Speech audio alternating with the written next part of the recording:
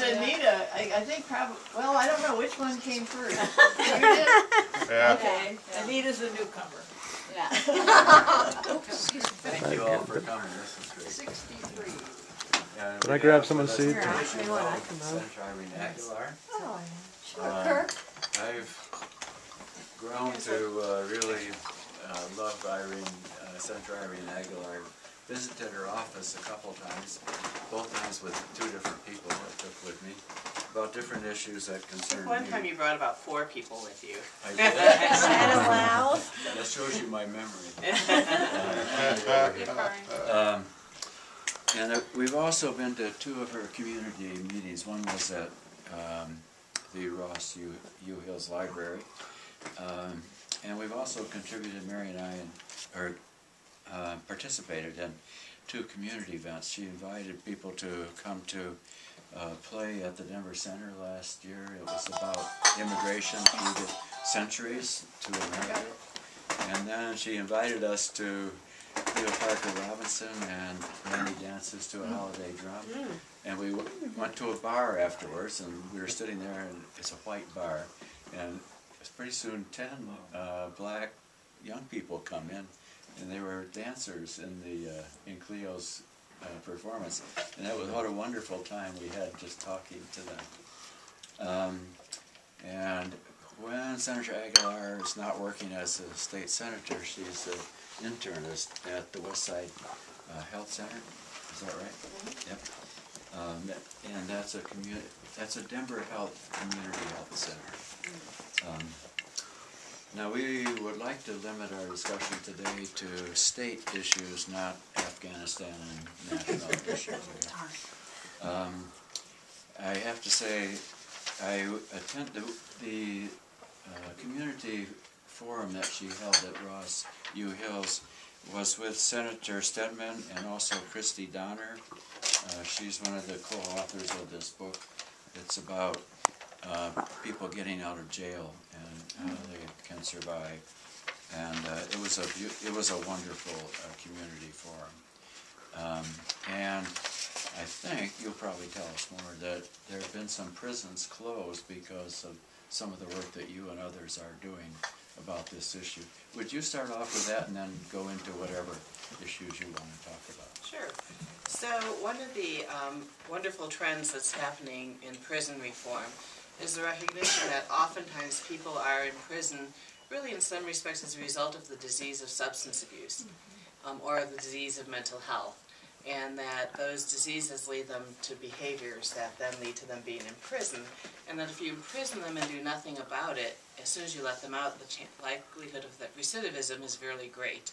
And so they're trying to really change that pattern in Colorado to, first of all, have more people on parole. You might see and run into or see more people with ankle bracelets now, and as part of that parole have mandatory treatment for either their substance abuse or their mental health issues. And this has been successful to the point that our prison population has declined dramatically, and we've been able to close 2 prisons in the state of Colorado, which is great. We had gotten to the point where we were literally hiring private people to run prisons because we didn't have enough space for all of our prisoners. And I think some of that was that whole backlash from the war on drugs and leading to stiffer sentencing and things for drug utilization. So I really don't get to take any credit for that. Senator Stedman has been part of the leadership of that, and there is a group in Colorado called the Colorado Criminal Justice Reform Coalition. And this group includes mental health professionals, it includes legislators, and it includes DAs and sheriff's departments to sort of talk together about what are the issues in crime that are related to mental health and substance abuse, and how can we decrease not only the incidence of crime, but especially the incidence of recidivism. And if you're ever bored, and if I get this from Mitch Morrissey again, I'll send it to you, they actually have drug court graduation for Denver County courts. And I went a few months ago to a ceremony, and it was people who had been in and out of jail and then had been ordered into this treatment program, and they would come up at the end of it talking about how it had transformed their lives. I mean, it was really, it was one of those things you just left feeling really good that there is hope, because so often it feels like you see no hope and you can't think of what's ever going to change the situation. And it was really nice. And, you know, people who like maybe you would have avoided on the streets are standing up there talking about how their lives has changed, and it was really great.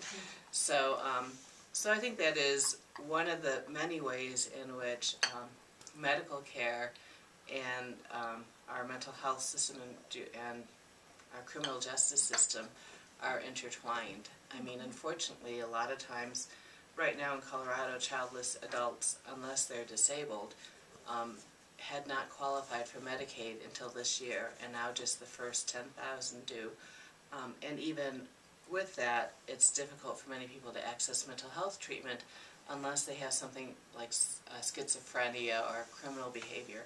And so I think that's one of the areas in which people all around the state are recognizing that we're really shooting ourselves in the foot by not dealing with the root cause of these issues with many people. And there's a committee that the governor has formed called the Behavioral Health Transformation Committee that's starting to look at how can we change this and start to look at people more holistically.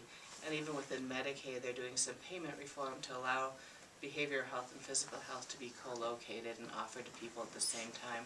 As a primary care doctor, I see that a lot, that people come to see me and maybe their back is hurting, but the real issue is the stress around what happened that led to their back hurting. I was working at Westside yesterday and had 3 different women who I referred to the on-site behavioral health provider. One woman was in a marriage she wasn't happy in and didn't know what to do, and another woman had lost her job because of workers' comp injury and didn't know what she was going to do, and another woman had recently been divorced and her husband wasn't providing support, and she was afraid she would become homeless. And I thought, you know, they had some physical issues as well, but it was clear that these other social and mental issues were really what was driving them being in the doctor's office that day. And that's, I'll say this and then I'll stop so you can ask questions, but that's really a good segue for why it is I ended up in the legislature. People will say, how did you go from being a doctor to being a senator? And one story I could tell you later is basically because I found out about how health care is paid for in the U.S. and it made me so angry I thought I had to try to do something about it. But the other is that I saw that a lot of the people who I saw had issues that I could not fix with a prescription pad, and that maybe dealing with some of these public policy areas would help keep them from needing to be seeing a doctor so often. So I'll stop there. I'll just insert Erica and Kathy has attended some of our meetings as well. At church we have a Unitarian Universalist Service Committee, and one of the issues we're looking at this year is just what you're talking about, the imprisonment of drug addicts. And we're actually going to have some programs collect stuff to put in backpacks for the prisoners when they're released, and we'll be doing that November 4th. So that's one of the reasons I wanted you to talk about that. The other thing that bothers me is for-profit prisons, because if you think about this, there's a temptation for the for-profit owners to support the legislators financially with their contributions and so on, and then to ask them to write longer sentences. And I think that this is a real problem. Personally, I don't think the state should allow for-profit prisons. So. Yeah, and it's interesting because when it's time for a prison to be closed, there's actually a partisan tension. I'm not sure why this is, but you know, a lot of people in the Republican Party really want us to privatize things and not have the government run it. And so when it's time to close a prison, they're often advocating to closing the public prison and keeping the private prison running. And so there's some way in which, again, you probably all know this, there's statistics and you could make them say almost anything you want, but there's some way you could do a statistic that would say that a private prison is less expensive than a state prison. And so I think for that reason sometimes people try to get us to keep private prisons. But there have been exposés done showing how they led to inappropriate imprisonment, particularly of children, many times into these rehab prisons where they come and they live and it's residential. where maybe they could have been served in the community. And there are activists in this area right now in Colorado trying to be sure that kids are kept in the community and with their families as long as it's appropriate and safe, obviously, for them and the community. And it is cheaper to keep them out of prison Yes. and give them medical treatment than it is to put them in prison. Yes. How many private prisons are currently in the state? I'd have to look for you, but I think we're down to 2, but I'm not certain. Okay. I can find that out and make sure I let you know. What happened to the prison that was built way south? I'm thinking around Florence, but I don't know if that's right. Name of Walsenburg. Walsenburg, okay. That was never occupied. Walsenburg was occupied, It was? Okay. but only for 5 or 6 years, and then they Mhm. closed it. There Okay. was Supermax prison built near Florence, but that got finally opened, and it's being used. The state Still got a Supermax, chair. or there's the federal administrative ADX. Here we go. So for a while there, when So it's when just we were vacant. getting tough on crime and tough on drugs, we were not able to keep up with our capacity. And unfortunately, the policy started to change just as we were finishing building yet another prison. So, which is part of why sometimes people like private prisons, because then you can sort of just pull your contract when you're done with it. And I think after for a while we had prisoners living in other states, even, so we had to ship away until our facilities got up to number.